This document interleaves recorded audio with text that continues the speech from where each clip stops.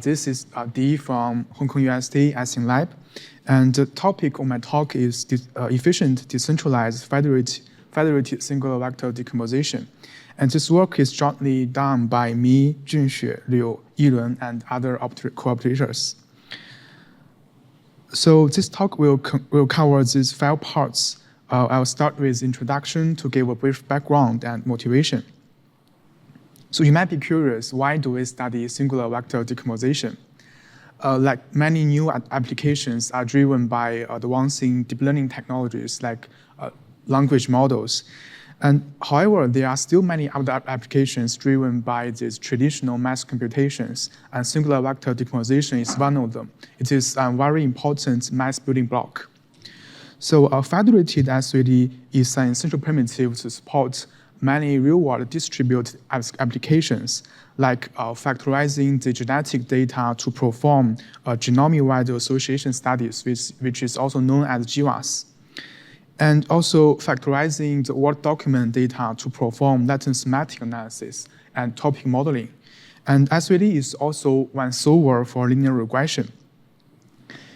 Real-world SVD-based applications usually require combining different data sources. For example, the GWAS analysis requires million-scale samples to produce secure and robust results.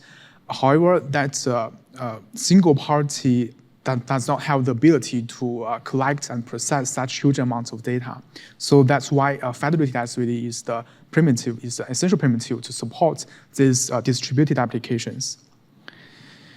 And the problem definition of federated SVD is defined as factorizing the distributed matrices into U times sigma times V, and U times sigma are the public parts owned by all the participants, and V are the secret results.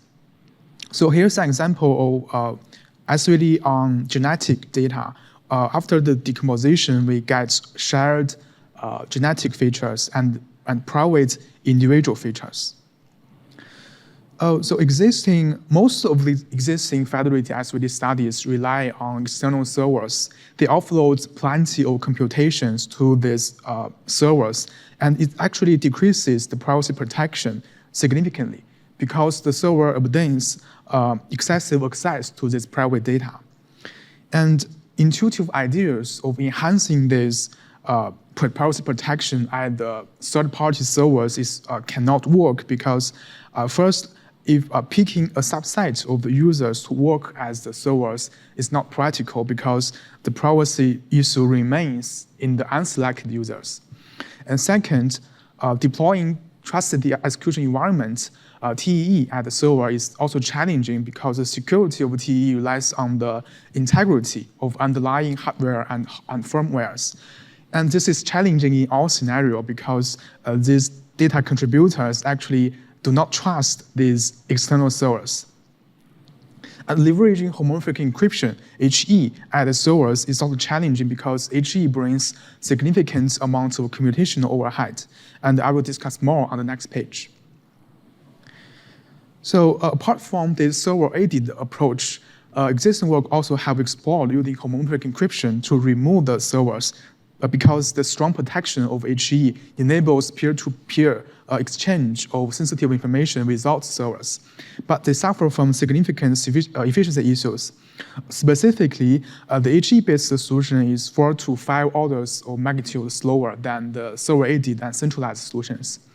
And the HE-based solution is also hard to be accelerated using hardware because solving SVD involves a sequential of orthogonal transformations, and each transformation actually relies on the results of the former one. So such sequential computation actually makes stacking more hardware less effective. And designing new hardwares like ASIC or FPGA for HE accelerators is also challenging. Efficient decentralization is challenging also in the perspective of communication. For example, factorizing a 1,000 times 50 milli matrix requires transferring more than 300 gigabytes data and 11.6 petabytes data after the encryption. So the overhead of communication size is significant and becomes more severe after the encryption. And the communication runs could also be a bottleneck. for example, if we transfer the most popularly used SVD solver in centralized setting to decentralized version, and factorizing a matrix with 10,000 rows and partitioned on 10 peers, the system will cost 2.5 hours only on the network latency, while the computation may only take minutes. So our question is, can we design a federated SVD system to enhance the privacy protection by removing the external servers, while also achieving high efficiency? So our answer is Excalibur. This is the name of our system. So we have the core ideas of our Excalibur is we design computational efficient matrix protection, and we propose communication efficient decentralized SVD workflow. So next, I will go into the system design details, which will contain two parts. The first part is the computational efficient protection, and the second part is the communication efficient workflow. So I'll start with the Excalibur's efficient matrix protection. So so I'd like to first demonstrate the threat model and security goals. We assume all peers are semi-honest, meaning that they will strictly follow the predefined protocol, but try to discover the private information during the execution. And we define the system is secure if all the intermediate results could be derived from the final results. This actually is the same definition with secure multi-party computation. And we have formal definitions, and if you're interested, please refer to our paper. And you might be curious about the security definition and the assumptions, like what if the peers do not follow the protocol? They may transferring random data to poison the computation. And secondly, you may be curious, our security definition seems only protect the intermediate results, and we ignore the privacy leakage from the final results. And first, if some peers do not follow the protocol, they can be verified from the final results. Since SVD has some nice properties, like the singular vectors are orthogonal, and the product of the SVD results is close to raw data. So if the violation of the protocol can be verified from the final results. And second, protecting the final results is not the key objective of secure multi-party computation, and not one target in this paper. But our system can be combined with differential privacy to achieve such protections. So next, I will introduce our efficient matrix protection called the multiplicative matrix sharing. So denote the raw data as X. We protect X through two random non-singular matrices, A and B. We protect it into X prime through A times X times B. And if we divide the A by rows, and the protection results could be viewed as projections on A's different rows. And we call each piece of the projection one multiplicative matrix sharing. And after getting these matrix sharings, if we want to recover the raw data from these sharings, we actually need all the sharings, because it's the sum of the computations on the secret share, on the matrix shares, and also the random non-singular matrices A and B.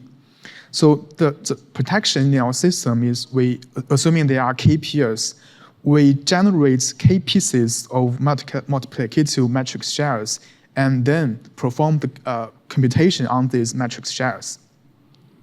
So intuitively, we achieve the protection because recovering any single one's data requires agreement from all peers, since it involves all the matrix sharings.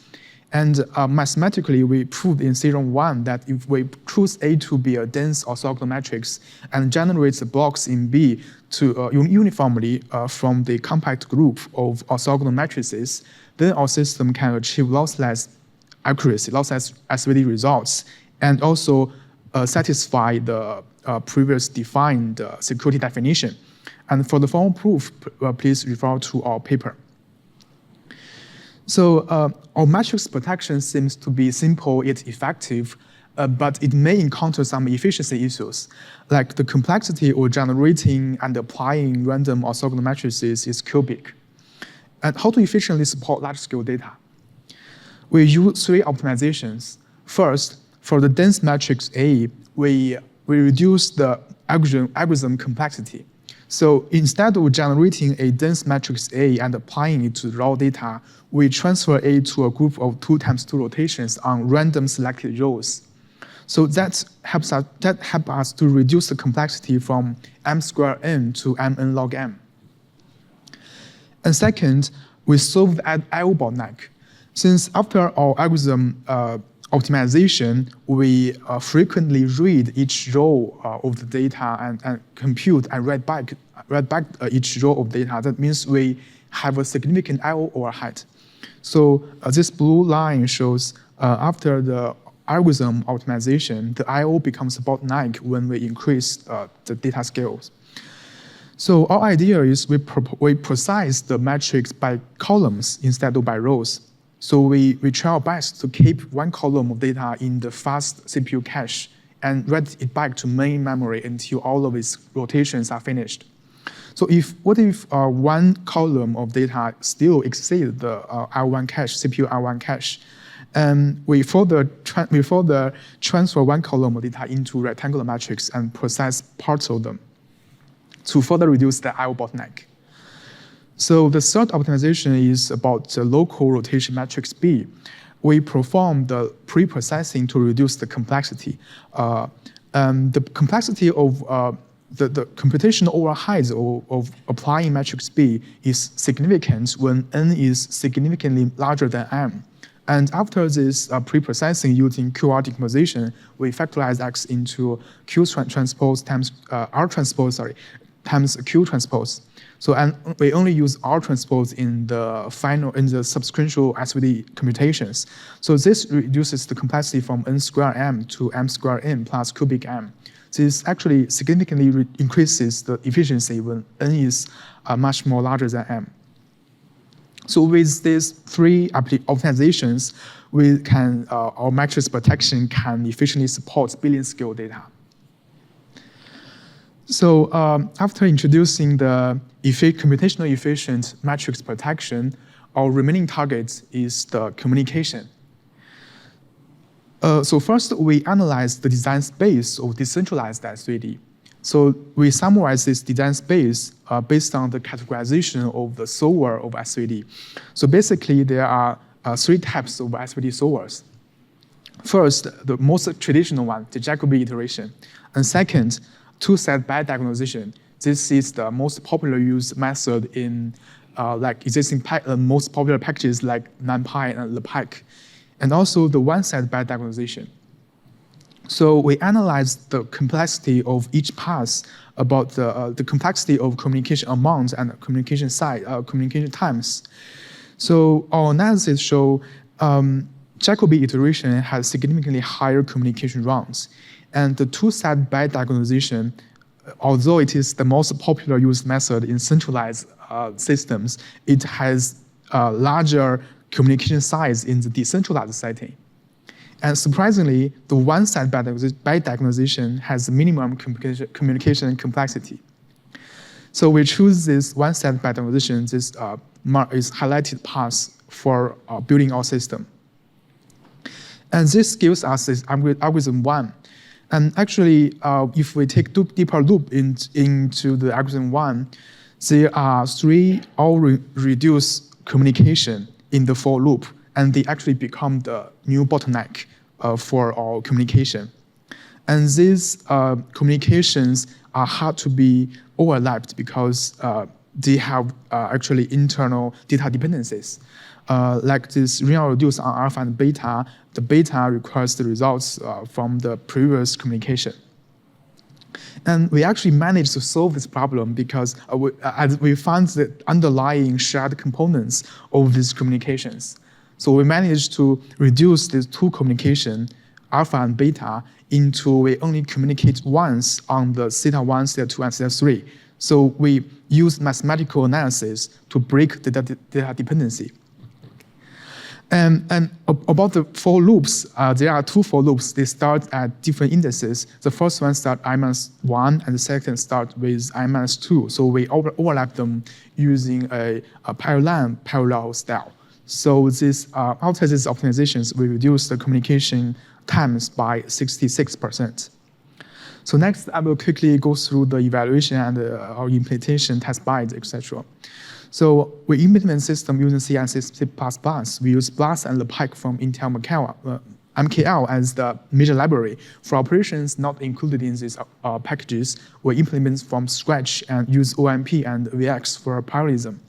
And we put the peers into different containers and bridge the container using Docker bridge network. Each container is assigned with 4 cores of CPU and 64 gigabytes memory. And the default network setting is 1 gigabits per second, and the round trip time is 50 milliseconds. So we use these 4 data sets in our evaluation, and we compare with FedSVD, the SOTA server-aided approach, and SFBCA, the SOTA multi-K HE-based solution, and FATE and SecureML, the two widely used federated linear regression systems. And we evaluate on SVD task and its 3 applications. First, I'll take a look at the accuracy. Excalibur, our system, achieves a nearly lossless accuracy and very low reconstruction error. And compared with SOTA server-aided approach, we actually not only removes the third-party servers, but achieves 3.1 to 6 times faster efficiency, and also reduces more than 68% amount of communication. To understand why we achieve this higher efficiency and also removing the third-party servers, we actually have a performance breakdown in our paper. And for more detail, please refer to our paper. And about the SVD applications, we compared with SOTA HE-based system on PCA application. Excalibur is far more efficient and has more than 23,000 faster throughput. And compared with 2 widely used federated linear regression system, FATE and SecureML, Excalibur is more than 100 and 1,000 times faster, respectively. We also evaluate the scalability of our system on the SVD task and LSA application. The results show we actually have better scalability than the server-aided approach, and the efficiency is still good when the system had more than 20 peers. And we also evaluate the effectiveness of the proposed optimizations. And the results show after these computational and communication optimizations, we managed to reduce the overall end-to-end time cost by more than 70%. So now let's conclude this talk. So in this paper, we propose Excalibur, an efficient decentralized federated SVD not only eliminates the privacy concerns caused by the external servers, but also achieves efficient decomposition of large-scale, billion-scale data to be specifically.